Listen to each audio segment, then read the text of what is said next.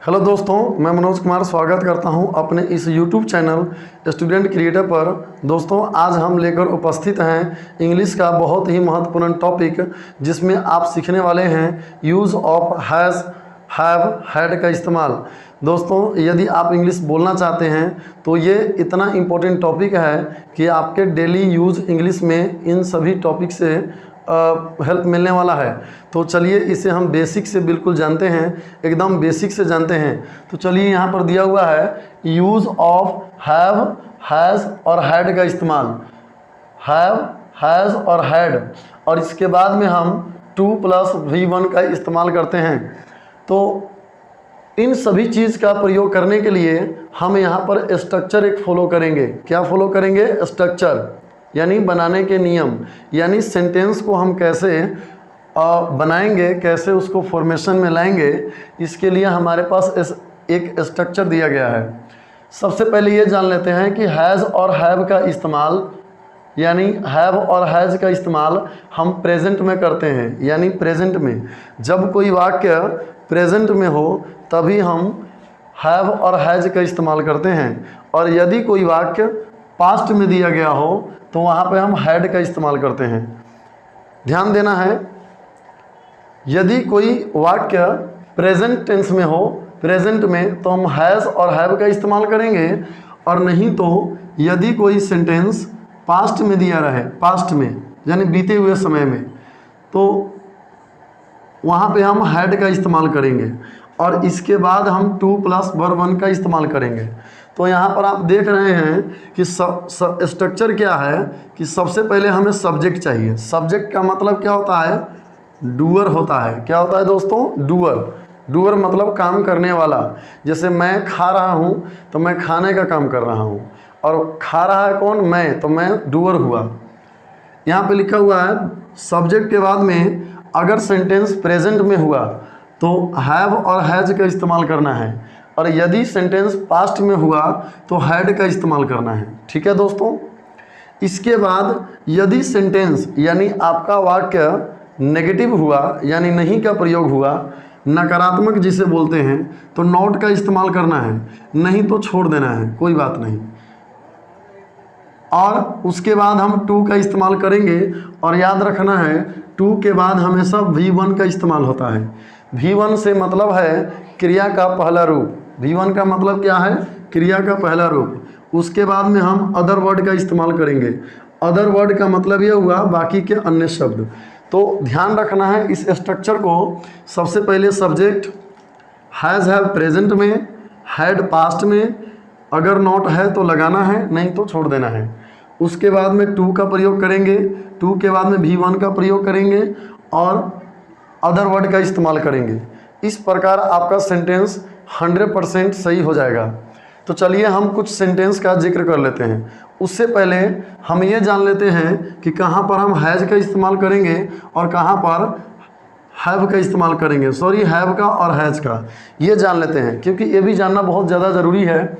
चलिए, यहाँ पर दिया हुआ है कि यदि सब्जेक्ट, दोस्तों, यदि सब्जेक्ट आई, वी, यू, दे और प्लूरल हो, यदि सब्जेक्ट यानी कि डूअर, काम करने वाला, आई, वी और यू, दे और प्लूरल हुआ तो हम हैव का इस्तेमाल करेंगे। यदि सेंटेंस यानी सब्जेक्ट ही, शी, इट और सिंगुलर हुआ तो हम हैज़ का इस्तेमाल करेंगे। सिंगुलर का मतलब एक वचन और प्लूरल का मतलब बहुवचन। और यदि सेंटेंस पास्ट टेंस में होता है तो हम सभी सब्जेक्ट के साथ हैड का इस्तेमाल करते हैं। तो चलिए, यहाँ पर कुछ सेंटेंस दिए गए हैं, उनको बारी बारी से समझने का प्रयास करते हैं। यहाँ पर लिखा हुआ है कि मुझे जाना पड़ता है, मुझे जाना है, या मुझे जाना पड़ता है, या मुझे जाना होता है। दोस्तों, इन सभी सेंटेंस का एक ही मतलब है कि यहाँ पे मजबूरी को शो किया गया है। जब कोई व्यक्ति अपनी मजबूरी को बताता है कि मुझे ऐसा काम करना पड़ता है, मुझे ऐसा करना है, मुझे वहाँ जाना है, मुझे जाना होता है, तो हम इस तरह का सेंटेंस का प्रयोग करते हैं। जैसे मुझे जाना पड़ता है, मुझे जाना होता है, या मुझे जाना है। इन सभी का एक ही सेंटेंस बनेगा आई हैव टू गो। देखिए आई हुआ हमारा सब्जेक्ट, किसे जाना होता है तो मुझे क्या हुआ सब्जेक्ट मैंने आई लिख दिया। और क्या है ये सेंटेंस प्रेजेंट में है, तो प्रेजेंट में है तो आई के साथ हैव का इस्तेमाल किया गया है। तो देखिए सब्जेक्ट आई और हैव, सिंगुलर होता तो हैज का इस्तेमाल करते, यानी कोई और होता तो हम क्या कि यहाँ पर लिखा हुआ है कि हैव, उसके बाद में नॉट का प्रयोग करना है। सेंटेंस में कहीं भी नेगेटिव का प्रयोग नहीं किया गया है, तो हम यहाँ पे नॉट का इस्तेमाल नहीं करेंगे। अब हमें लिखना है टू, उसके बाद में हमें चाहिए V1 मतलब क्रिया का पहला रूप, और उसके बाद में हमें चाहिए अदर वर्ड मतलब बाकी के अन्य शब्द। यहाँ पर कोई अन्य शब्द नहीं है, डायरेक्ट बोल रहा है, डूअर बोल रहा है कि मुझे जाना होता है, आई हैव टू गो हो जाएगा। नेक्स्ट है तुम्हें पत्र लिखना है, यहाँ पर तुम्हें हुआ सब्जेक्ट, तुम्हें का मतलब यू हुआ सब्जेक्ट, और यू के साथ हम हैव का इस्तेमाल करते हैं। तो यू हैव, सब्जेक्ट यू हुआ, हैव लगा, और उसके बाद में नेगेटिव नहीं है। अब हम क्या करेंगे, टू का इस्तेमाल करेंगे। उसका में V1 मतलब क्रिया का पहला रूप। तो यहाँ पर लिखने का प्रयोग होता है आई, लिखने का मीनिंग होता है राइट। तो यहाँ पर यू हैव टू राइट, तुम्हें लिखना पड़ता है, क्या लिखना पड़ता है, ए लेटर। तो तुम्हें एक पत्र लिखना है या पत्र लिखना पड़ता है। नेक्स्ट लिखा हुआ है कि हम लोगों को काम करना पड़ता है, हम लोग का इंग्लिश क्या होता है, वी के साथ क्या लगेगा, हैव। तो वी हैव टू वर्क, इसके अकॉर्डिंग बनाया गया है। नेक्स्ट है राम को स्कूल जाना है। राम क्या है, एक डूअर है, एक करता है, एक सब्जेक्ट है, और ये क्या है, एक सिंगुलर है। सिंगुलर जब रहे तो हैज़ का इस्तेमाल।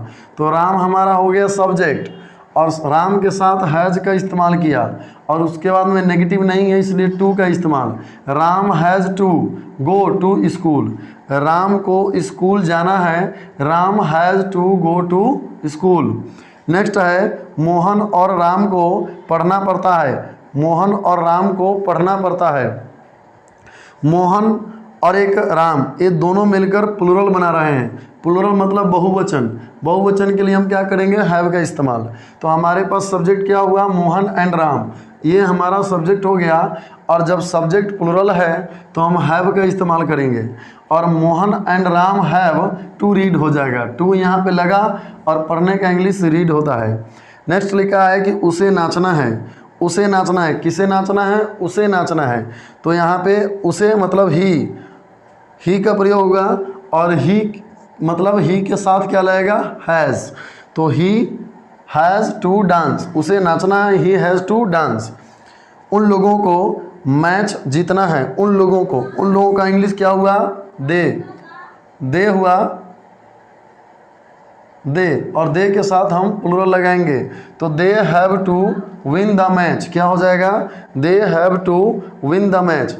तो इस प्रकार दोस्तों हम कई सारे सेंटेंस बना सकते हैं। जैसे मोहन को गाना गाना है, तो Mohan has to sing a song. Lata को खाना पकाना है, Lata has to cook food.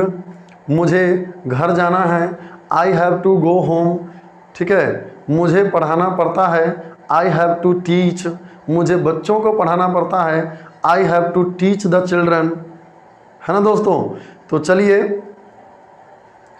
अब हम सीखते हैं यूज़ ऑफ हैड का इस्तेमाल आपको बताया गया था कि पास्ट टेंस में करते हैं, यानी था, थे, थी वाले केस में। तो चलिए हम इसका भी प्रयोग हम सीखते हैं। तो हम यूज़ ऑफ हैड सीखेंगे। हैड का देखेंगे कि इस्तेमाल कहाँ कहाँ पे होता है। आपको बताया गया था कि यूज़ ऑफ हैड का इस्तेमाल हम पास्ट टेंस में करते हैं, यानी था, थे, थी के सेंस में। तो यहाँ पर देखिए, मुझे स्कूल जाना था, यानी मुझे स्कूल जाना था लेकिन गए नहीं। इस प्रकार के सेंटेंस को हम कैसे बोलेंगे, I had to go to school. दोस्तों इसमें एक बात ध्यान रखना है कि कोई भी सब्जेक्ट हो, यानी कोई भी सब्जेक्ट, ऑल सब्जेक्ट के साथ हम हैड का इस्तेमाल करने वाले हैं। ऑल सब्जेक्ट के साथ हैड का इस्तेमाल करेंगे यदि सेंटेंस किसमें हो, पास्ट में रहेगा तो मुझे स्कूल जाना था, I had to go to school. Next है राम को पटना जाना था। राम को पटना जाना था। राम हुआ सब्जेक्ट, राम और कोई भी सब्जेक्ट हो हेड लगाएंगे क्योंकि पास्ट का सेंस दे रहा है, past. Ram had to go to Patna. Ram had to go to Patna.